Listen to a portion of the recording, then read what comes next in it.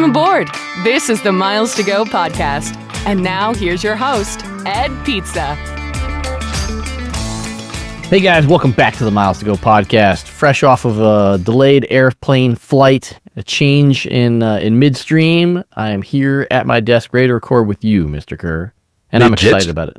Mid-jet stream? What are you talking about? How are you doing that? Yeah, no, I had a little 3 a.m. wake-up call and then an alert from our friends at Flighty telling me that my day was not going to go as planned. I had a lot of Flighty work alerts this week as well. Yeah, yes, you did. And boy, are we going to get into that. It had a 3 a.m. wake-up. I had a 3:30 a.m. walk in the door, so we just got all 24 and a half hours covered right there. You got in at 3:30? I actually call that a win based on what time you landed. But we're going to get into that. Let's not spill all the tea in the first minute, Mr. Kerr. Ooh. We got more tea to come. All right, so housekeeping for folks. We're going to talk a little bit about Frontier, ×2, as they say in the podcasting world. Richard's got some stuff to update on with his travel. I got a little stuff to update on my travel. Got a little comment from the Slack community that I think is an interesting thing that Amex is doing. But from a housekeeping standpoint, if you want to text us or leave us a voicemail, you can do that at 571-293-6659. He is at Curb Points on all those social media channels. I'm at Pizza in Motion, and you can find the show, The Miles to Go Podcast, on Instagram and TikTok. We're going to talk a little bit about the Slack community in just a minute, which is our version of Patreon. But first, Mr. Kerr, you told me in the pre-show, and I don't know if Jeremiah used it in the cold open, but you told me that you spent time, sat down, did the work, and that you're going to help me today talk about our sponsor. It's time we take a little bit of the load off of Ed Pizzarella's shoulders here. So we're going to talk a little bit about our sponsor, Thrifty Traveler. Now, Ed, you know me pretty well. You know there are only a few things in this world that I like more than a fine dining experience at Waffle House and an ice cold Coors Light. But one of them is sitting in the pointy end of the plane. If you found yourself scrolling the Curb Points and Piazzarello Instagram and thought to yourself, how in the world are these guys flying those fancy seats again? The answer is likely due to our sponsors over at Thrifty Traveler. Thrifty Traveler is a go-to resource for millions of travelers looking for the cheapest flights, easy-to-understand guides on using points and miles, and must-read coverage of daily travel and airline news. Be the first to know about cheap flights, points, and miles sales and business class deals with instant emails and text alerts, including the only thing that gets me more excited than Ed's spicy texts, the coveted Thrifty Traveler Premium Nerd Alerts, when the best deals and hardest-to-find award space show up in your texts. Your buddies Ed and Dick have an exclusive deal for $10 off an annual Thrifty Traveler Premium subscription when you use code GO10. Don't wait. Fly business class without breaking the bank with Thrifty Traveler. I couldn't keep a straight face through the whole thing, man. Maybe if I'd heard the run through the first time, but that was pretty good. Oh, by the way, I think that's what Auburn wants us to do every week is have like a pre-recorded read. So, yeah, well, done. Jeremiah just mute Ed's incessant shenanigans while I was doing that amazing read and published that bad boy. Shout out to Thrifty Traveler. Shout out. So I'm sad to say that for what has to be the most widely available deal so far of the year, I did not book any of the 50,000 point Air France business class tickets. Did you? No, I didn't because of what's waiting on the other side of the Atlantic during those dates, which is outrageous hotel prices, probably mass strikes, and sky-high Olympics event ticket prices. And while I appreciate being able to get over there in business class, man, just wasn't for me. Oh, and also, it's going to be really hot in Europe, and there's not any air conditioning. So, nope. Off-peak Europe travel is the only way that the Kerrs are going to do it unless something funky happens.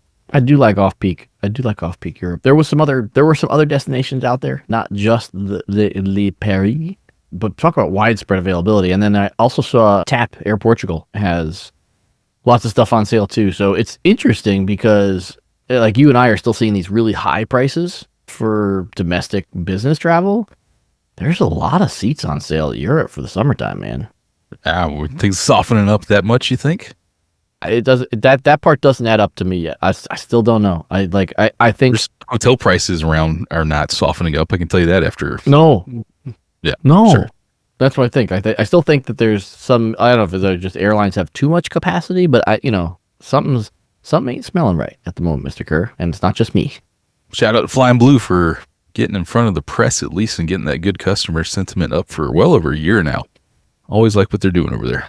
Ever since that they made this decision to lower the price, I talk about it all the time. So they've gotten what they wanted out of this, which is they want the buzz. They want people to have their first experience on Air France and love the product. And well, quite frankly, I do think they have a very good product across the ocean.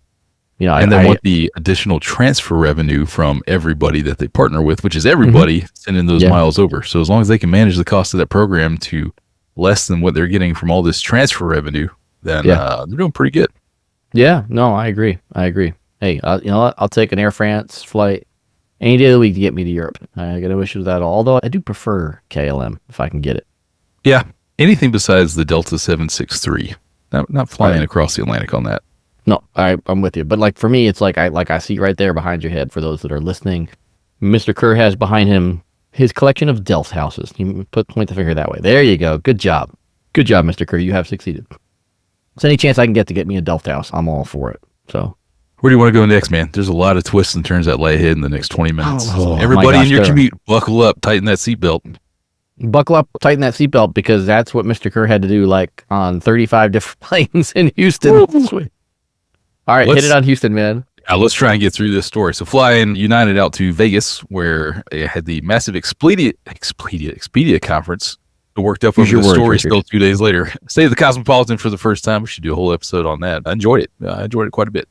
But coming back, I had to get to Charleston, South Carolina to meet the new baby niece. Shout out to Andrew and the new baby, who I still haven't met because I'm here in my office south of Atlanta. So no nonstop flights. You're killing the spoiler alerts, man. Well, we're just keeping people like, oh, how did he not go where he needed to go? Let's talk about it.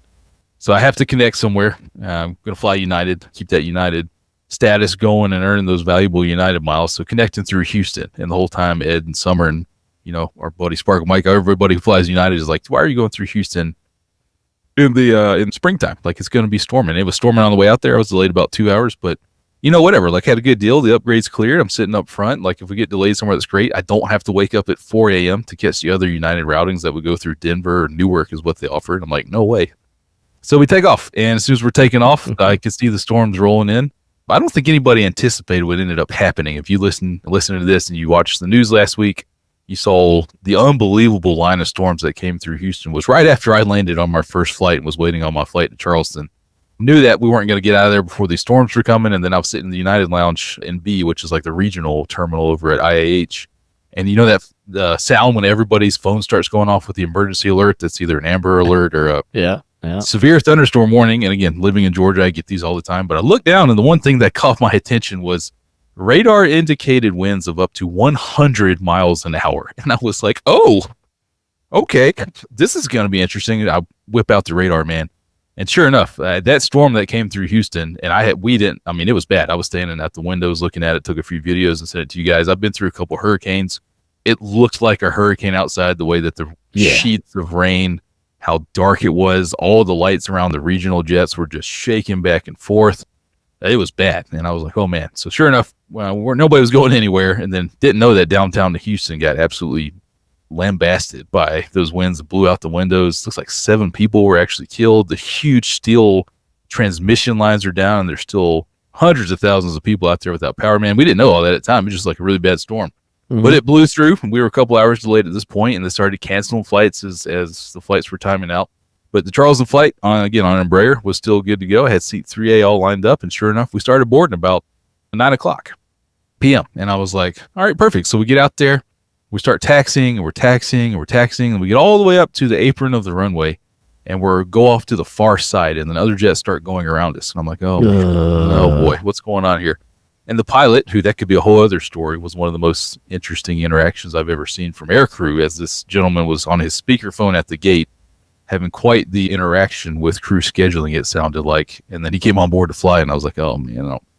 But he ended up doing a good job of keeping us updated and trying to get us out of there. Told him that he and the co-pilot had extended out of the goodness of their heart so they wouldn't have to cancel this flight, which goes back to him basically being in a yelling match with the crew scheduling at the gate area. Man, it was super weird. I had never seen crew interaction like this in front of customers. But anyways, he gets on the microphone after we're sitting there for about 20 minutes right on the apron. He says, ladies and gentlemen, I just can't believe it. We're like 3.5 hours late at this point.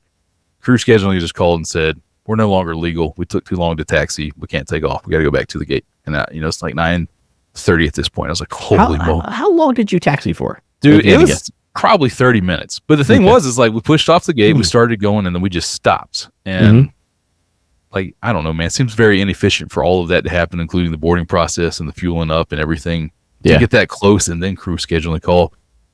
Conspiracy theorist Kerr has to think it was something to do with the very loud conversation that I overheard between the pilot and crew scheduling. as we were waiting to board. That I don't know, man. So anyways, I'm like, it's 9:30. We got to wait to get back to the gate. Earlier, I had looked and found, hey, there's no more Delta flights. There's no more United flights. Looking at rescheduling, now the entire city of Houston has been down for half a day, and everybody's trying to get rebooked.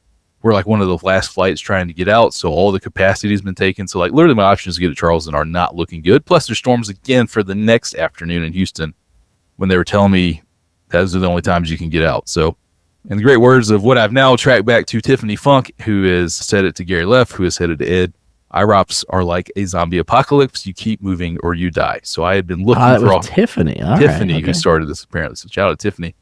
So I've been looking for alternatives to at least, hey, my truck was still at the Atlanta airport where I would eventually pick it up after visiting my brother and the new niece.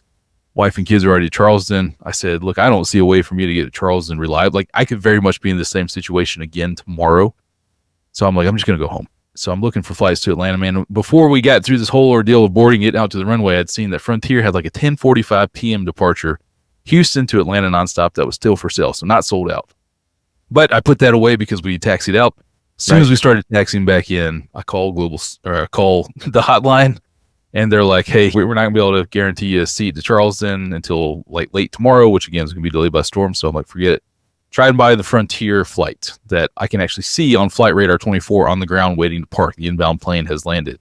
I'm like, holy crap, we have to get back to the gate fast so I can run over from Terminal B, get on the train to A, and run to the gate before they close boarding to see if I can buy a Frontier ticket at the boarding gate because it's too close in and the app has now zeroed it out. So like my chances of success at this point, I think, are even if I get over there, because I don't know how long it's going to take for them to get people on the ground, to get the jetway, for me to run all the way through that long regional haul at B up to the train over to A. Even if I can do all that before boarding, the agent's not going to have any idea how to sell me a ticket. But, you know, we give it the old shot because I'm looking at hotels at this point. There ain't nothing, man. Like, everybody has picked up all the hotels. It was going to be ugly. I was going to end up at, you know, our buddy Summer's guest room after a 45-minute. Like, it was going to be bad after a 45-minute Uber if I could get one out there. But anyways, I run over to the Frontier gate, and I'm watching this whole time on Flight Radar 24 that the inbound flight in true Frontier fashion is just sitting there and hasn't parked. And I'm like, great. Now this flight's going to be delayed.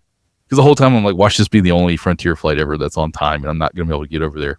Sure enough, I run over, and the inbound flight is still sitting out there, and I get to the gate agent, and I'm like, out of breath. And she looks at me, and she's like, you want to buy a ticket, don't you? I wasn't the first one that was showing up to do this. And she was like, we're working on it. The other lady in front of me was trying to do something else, and she was like, let me get through this. Let me go get this plane in that's been sitting out there, and then I'll come back, and I'll help you out.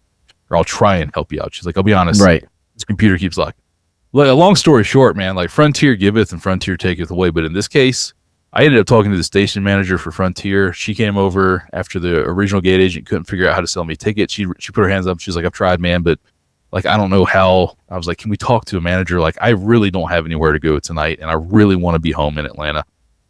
Station manager comes over. I said, hey, look, I'm trying to buy a ticket. I was like, I do have, like, I love Frontier. I am a Frontier Diamond. Is there anything you can do to sell this ticket? She's like, I'd have to open the flight back up. And I was like, okay, what does that take? Can we do that to try and help me out? She's like, okay. I was like putting every single bit of charm I had on this lady. Like, oh, it's been a long day for all of us, hasn't it? You guys are working so hard. Like, they really were. Like, I mean it sincerely. I'm not just, she was like, okay, let me see. It was an ugly day. She got the flight back open, and sure enough, man, she sold me a ticket. She figured out in Amadeus, she typed in my credit card. Great thing was, she typed in my Frontier number first, and it populated everything for her. Let me put her. She got all the diamond perks in my bag I had with me. Didn't charge me for any of that, so I paid $172 5 minutes before departure to get home, and I was like, great. And that included the extra legroom seat and everything. And I couldn't thank her enough. I actually tried to hand her a $20 bill, and she wouldn't let me. Like I did. I like very like casually tried to shake her hand and thank her so much, and she was like, I'm not going to take your money. And I was like, you really should.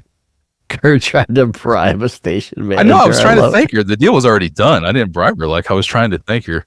And like, I bought a last minute Frontier ticket. But this, ladies and gentlemen, and by the way, you say you're not Italian. I mean, come on, that's the consummate Italian move there. A little 20 in the hand.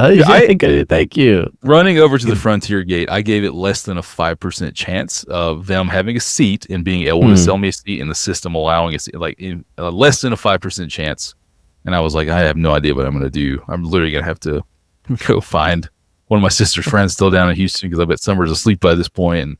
But that, my friend, is where we start this week's episode of Frontier Tales. Frontier saved the day, and now it is time to board. Let me say, when it is this late in the Frontier boarding area, after what everybody's had a very long day, we're now an hour delayed, or they're an hour delayed. I started my travel day in Vegas at 9 a.m. Been a long day. There was a lot of interesting people on this plane, and just like it always is. God bless my people that fly Frontier Airlines. I just love you so much. But I will say one of the most, if not the most annoying passenger experience occurred shortly after boarding. And while I was waiting the whole time to buy a ticket, so many people came up and started arguing about the bag fees, as happens with Frontier. People didn't pay for seat assignments, and they're not sat together. In this case, a grandmother was flying with her adult daughter and a grandbaby that was probably somewhere around the 11-month-old range. She's loudly complaining in the gate area that Frontier won't send them together. The gate agent's holding her around and saying, "Ma'am, the baby and the mother are together. You guys didn't pay for seats. I can seat you here for $45. And this grandmother didn't like it. Well, we get on board, man, and guess who's sitting right next to me in 3E? The grandmother is there. And I'm not kidding you. Her granddaughter and her daughter were somewhere around row 20. And now at midnight on this plane where everybody's had a very long day and everybody's very tired, grandmother next to me in 3E is literally turning around and at the top of her lungs yelling back to her daughter 17 rows back or whatever, asking like just chit chat, just like, what's going on? How's the grandbaby doing? And everybody is like, are you kidding me, ma'am? Like, everybody's like, you have to stop. The flight attendant's like, ma'am, you can't do that. And she starts going into like, this airline won't sit me together, so this is what I'm going to do. And I'm like, ma'am, can you please stop yelling? It's midnight and some of us just want to get home.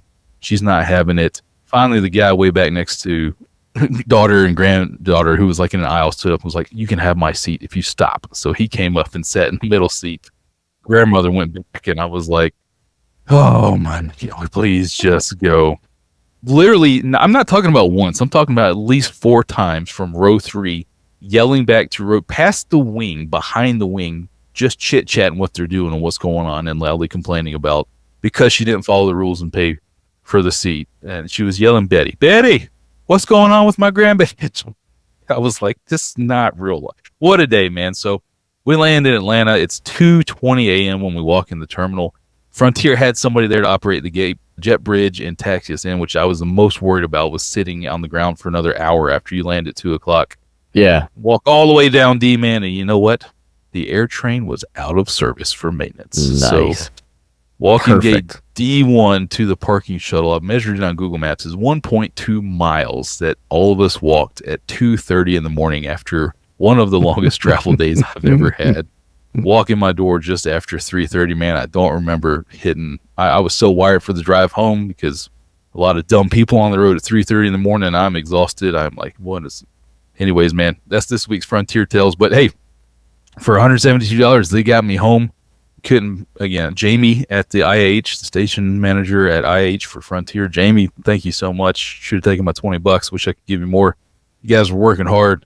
Frontier saves the bacon, man. And then to the grandmother sitting next to me, please, ma'am, either never fly again or just pay $40 to sit next to your daughter. But Frontier, you think it was only 40?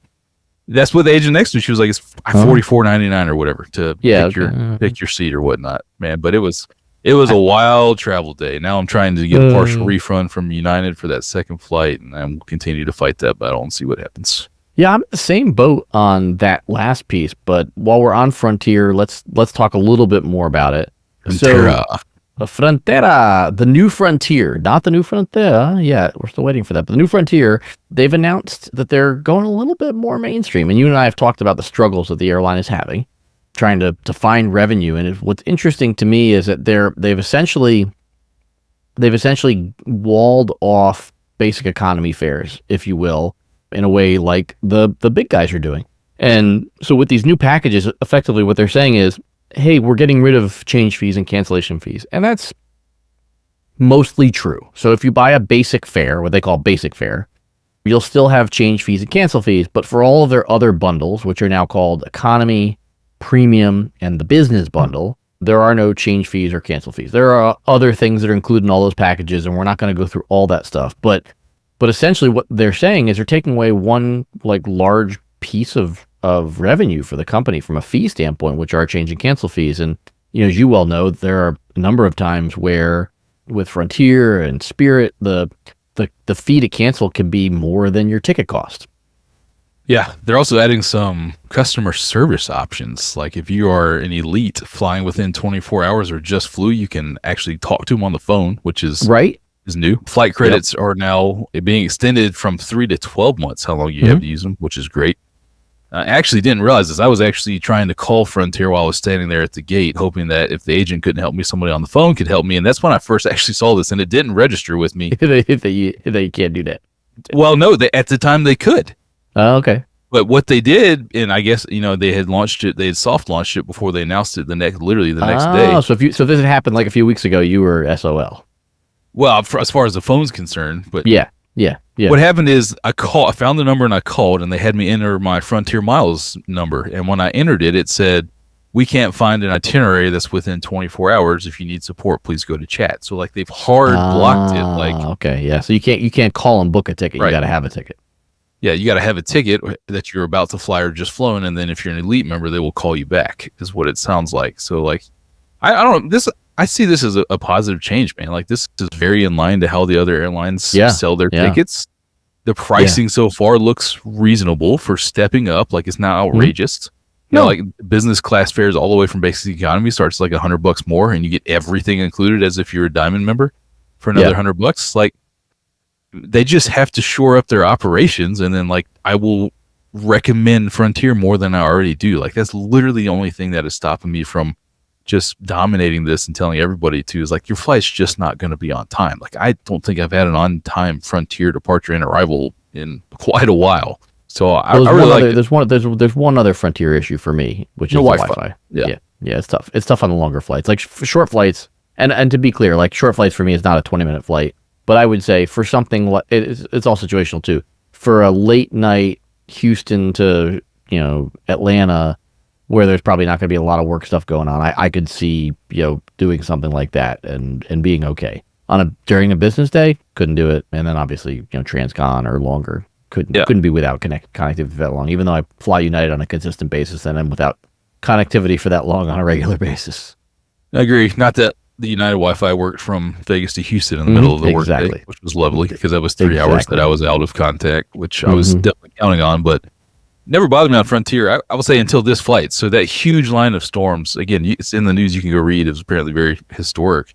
I knew after we took off that it was going to the east that we were going to either have to fly all the way around this thing or we were going to go through it. And either way, it's when I really like to have the connectivity to pull up Flight Aware and see, what's going on, what's our routing, what's, how bad the turbulence is about to be, what's going on. And you couldn't do that, obviously, on Frontier. But I'll tell you, man, we took off.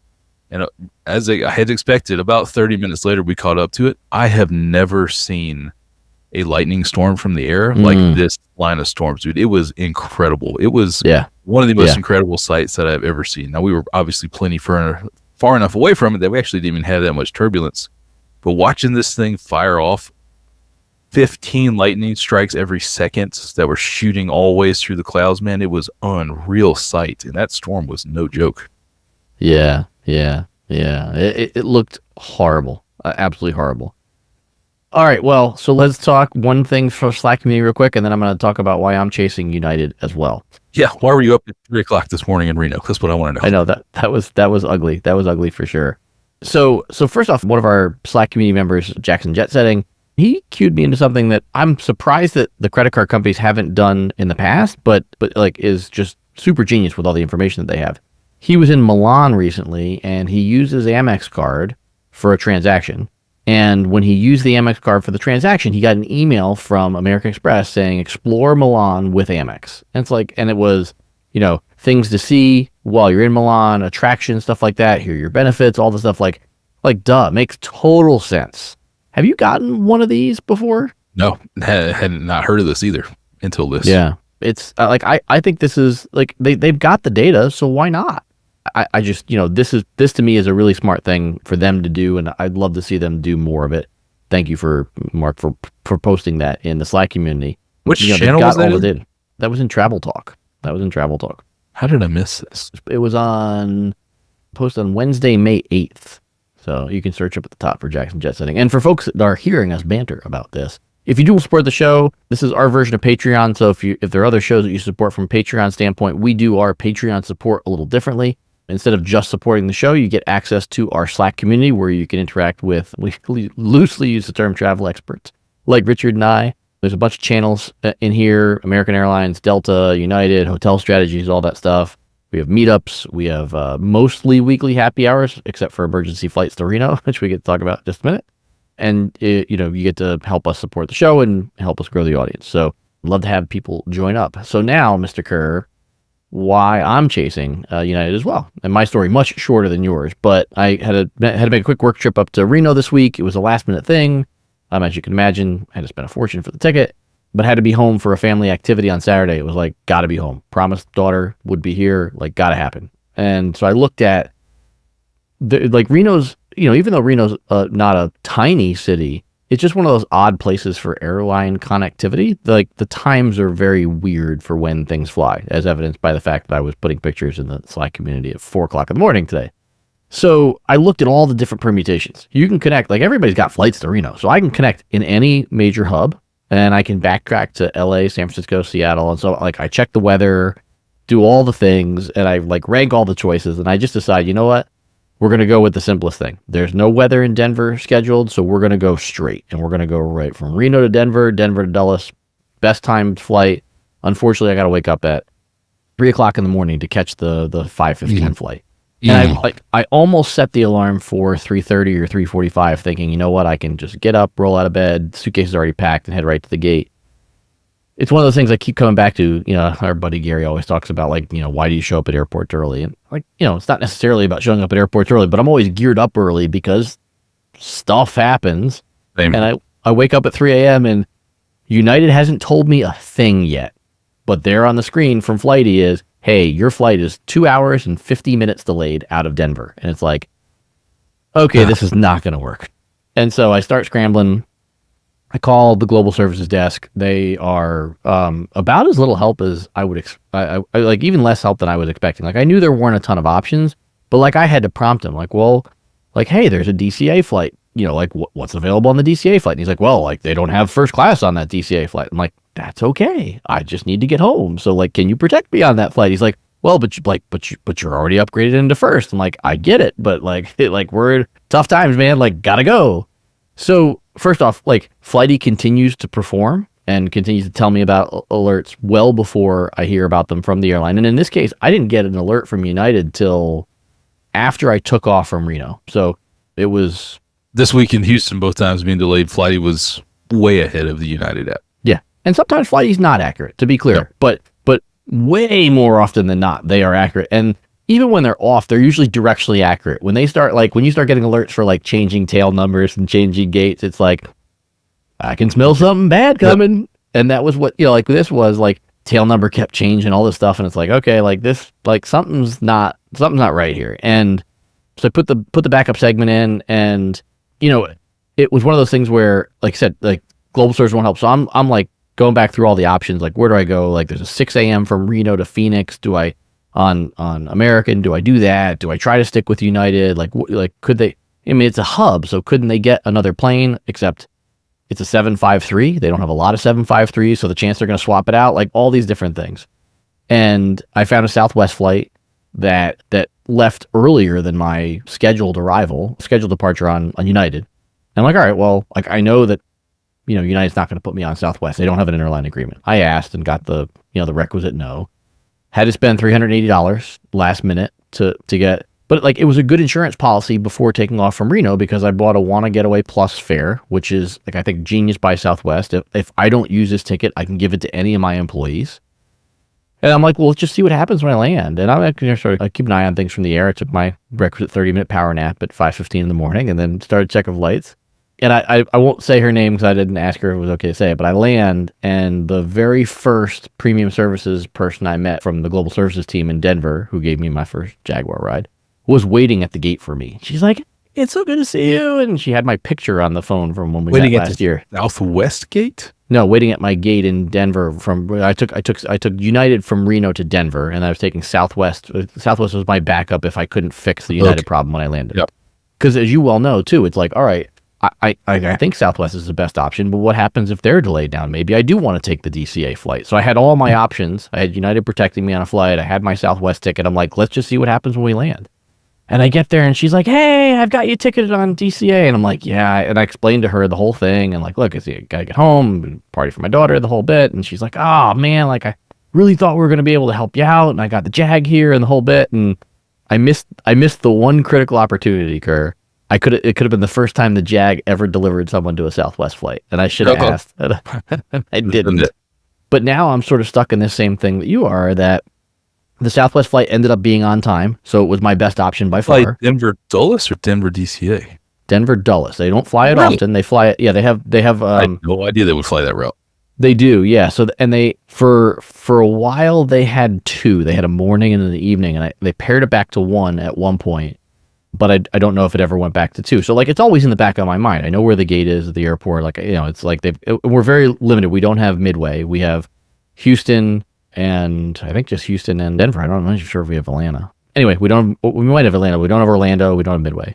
So like at that point, that was the best case scenario. So I call the global services desk and I said, hey, can you drop my Dulles segment and can you drop my DCA segment? And she actually couldn't find the DCA segment. I think the woman from Premium Services killed it for me because she knew I wasn't going to take it. And by the way, again, I should have asked her if I could have used your name, but awesome person. And she showed me with her badge 40 years of service at United. She graduated from a university in Colorado, wasn't sure what she wanted to do, took a reservations agent job 40 years ago, and this year had her 40th year of service. Super sweet lady. And like, as you well know, like there used to be a lot of these people in the airlines. Anyway, I dropped that segment and now I'm home. Probably almost zero chance I get anything for the $380 I spent on Southwest. At this point, I think what I'm hoping is they give me some refund for the segment I didn't fly. And that's voodoo witchcraft math. We don't know what that segment will be worth. And then I'm hoping they'll give me original routing credit because, I'm trying to qualify for status again this year and trying to knock out lifetime. And, like if I'm going to take the pain of a $400 Southwest ticket, at least let me get, the currency that I tried to earn. I didn't think about asking them for anything towards the Frontier flight or for original routing credit. And what's interesting, man, is I actually got a little, like when I went back to the delayed flight thing, because I got home while it still thought that I was in Houston, I hit the cancel button. Yeah. And it actually showed up with a dollar amount that was like, okay, we'll refund this voodoo witchcraft magic dollar back to your original form of payment, not even a voucher. I was like, wow, this is amazing. Wow. So I hit it like, oh, great. Like I'm already sitting here in Atlanta. I definitely and then you got an error, right? And then I got an error that. Love it. I got the error and I was like, that would have been the most magical piece of airline technology that I've ever seen. If that had worked, I would have been like, wow. But then it errored out and it was like, there's an error with your cancellation. I was like, okay, well, we tried. I was about to be so impressed.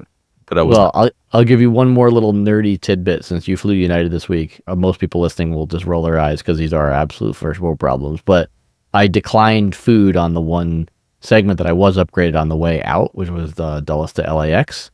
She's like, well, I have a pasta for you. And I'm like, yeah, I've had the pasta enough. And as you learned on your recent flight, that they overcook it so much when you try to pick the noodles up, it just sort of like falls apart in pieces. And I've never seen pasta do this.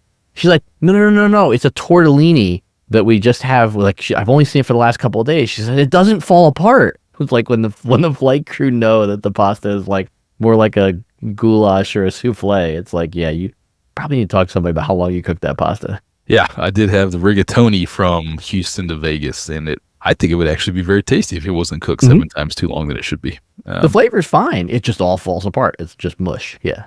All right, well, my brain is mush now because, as you said, I got up at 3 a.m. I learned for PSA for our listeners, security does not open at the Reno airport until 4 a.m., so I was there 15 minutes early, which did me absolutely no good. But got to chug the coffee to stay awake for a few more hours and get some sleep tonight.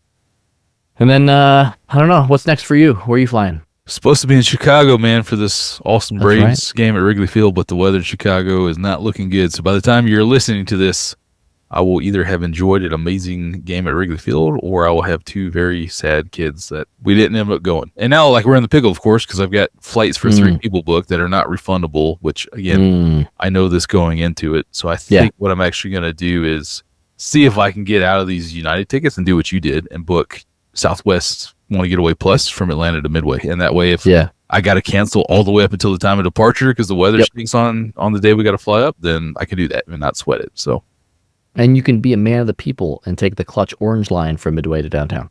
I've done that many times. It is terrifying, but I've done it. Yeah, it's fine. Fine. Maybe it's the red line. I don't know. Anyway, there is a train from Midway to downtown, and it's the best way to get downtown, in my opinion.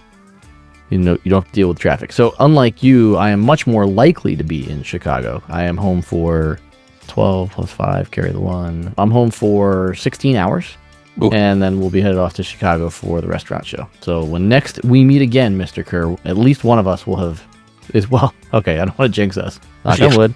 I think one of us will have been in Chicago, and I'm hoping that 2 of us have been in Chicago and that your kids understand the wonderfulness of Wrigley, which is a great place to watch a baseball game. My first time for me too. So we've been very excited about it for a while now. Hope it happens. Nice. All right. Well, safe travels, my friend. I'm sorry that we're missing each other in Chicago and that we missed each other in Vegas, but hope you had a great time in my second city. It's the first time for a long time. We should talk about it a little bit next episode. Cosmopolitan. Did you do Zuma? Shortcut. Did you do Zuma? I didn't. I did something that it was out of my hands, man. I did what we should have not done. Yeah. All right. Well, more on that next week. Yeah. Save that. Hold that morsel right there and save it for everybody. All right, man. Until we upload again, we've got miles to go.